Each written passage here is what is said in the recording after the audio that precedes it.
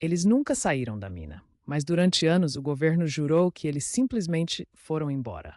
21 homens, trabalhadores de pele coberta de lama, mãos calejadas, sonhos de enriquecer, eles desceram para as entranhas da terra em Serra Pelada e jamais voltaram. E o que foi encontrado décadas depois em um túnel que não constava em nenhum mapa oficial vai te fazer questionar tudo o que você acredita sobre o que aconteceu naquele buraco imenso no coração do Pará. Em 1984, Serra Pelada era a maior mina de ouro a céu aberto do mundo. Mais de 100 mil garimpeiros viviam comprimidos naquela cratera absurda, carregando sacos nas costas como formigas humanas, enquanto generais e empresários contabilizavam fortunas em salas com ar-condicionado em Brasília. O regime militar controlava tudo ali: o acesso, a produção, os corpos que entravam e os corpos que saíam. E é exatamente sobre os corpos que não saíram que precisamos falar.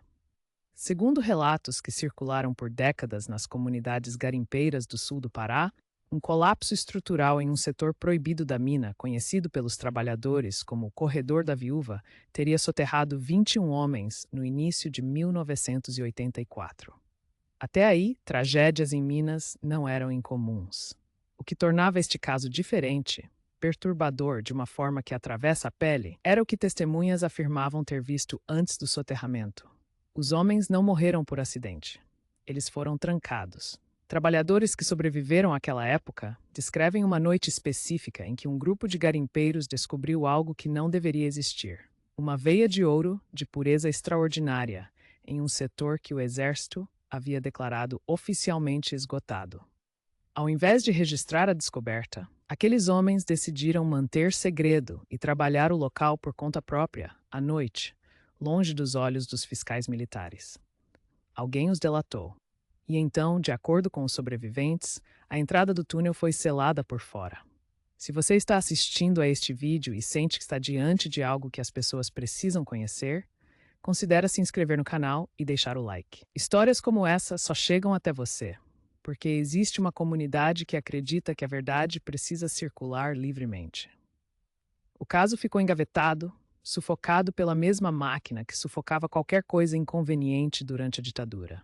Famílias que tentavam registrar desaparecimento de parentes em Serra Pelada eram orientadas pelos próprios agentes do DOPS a não criar problema. Documentos do período mostram uma linguagem clínica e estranha para descrever baixas na mina. Ocorrências operacionais encerradas. 21 homens reduzidos a uma linha de relatório.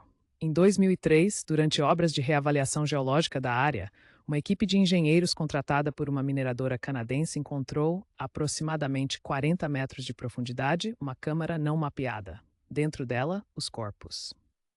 21, exatamente como os relatos descreviam, mumificados pelas condições específicas de umidade e composição química do solo naquela região. Sentados, alguns ainda com as ferramentas nas mãos. Um deles abraçando um saco de lona que, quando aberto, revelou pepitas de ouro de pureza incomum. O laudo preliminar da equipe foi entregue às autoridades federais. O que aconteceu depois é tão revelador quanto o que estava dentro daquele túnel. O relatório foi classificado. A mineradora canadense rescindiu o contrato abruptamente sem explicações públicas. Os engenheiros que assinaram o laudo deram entrevistas apenas uma vez para um jornal regional do Pará e depois nunca mais falaram sobre o assunto. Um deles, em 1996, antes mesmo da redescoberta oficial, havia afirmado em uma entrevista obscura que Serra Pelada tem câmaras que o governo não quer que existam. A pergunta que ninguém consegue responder oficialmente até hoje é: onde estão esses corpos agora? Depois da classificação do relatório, nenhuma família foi notificada. Nenhum processo de identificação forense foi aberto publicamente. Nenhuma cerimônia, nenhum reconhecimento, nenhum pedido de desculpas. O Brasil da redemocratização conviveu com um problema profundo.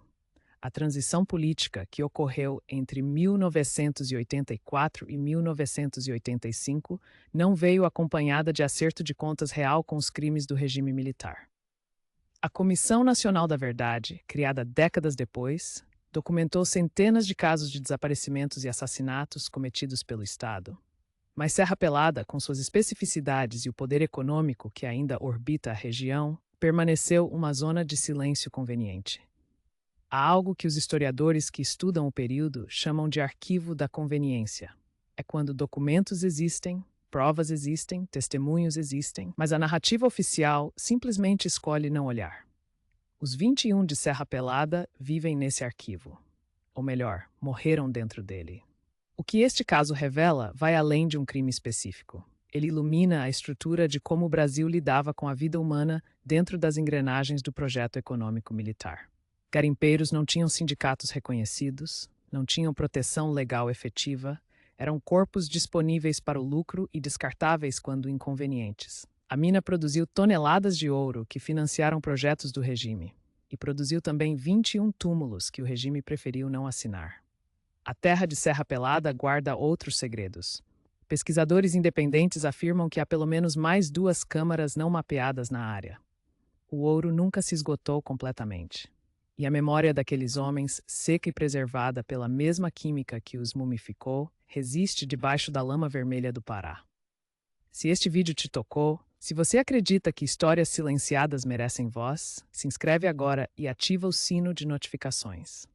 Este canal existe para ir onde a narrativa oficial não quer chegar. Compartilha com alguém que precisa saber que o Brasil tem feridas que ainda não cicatrizaram. A verdade não se mumifica. Ela espera.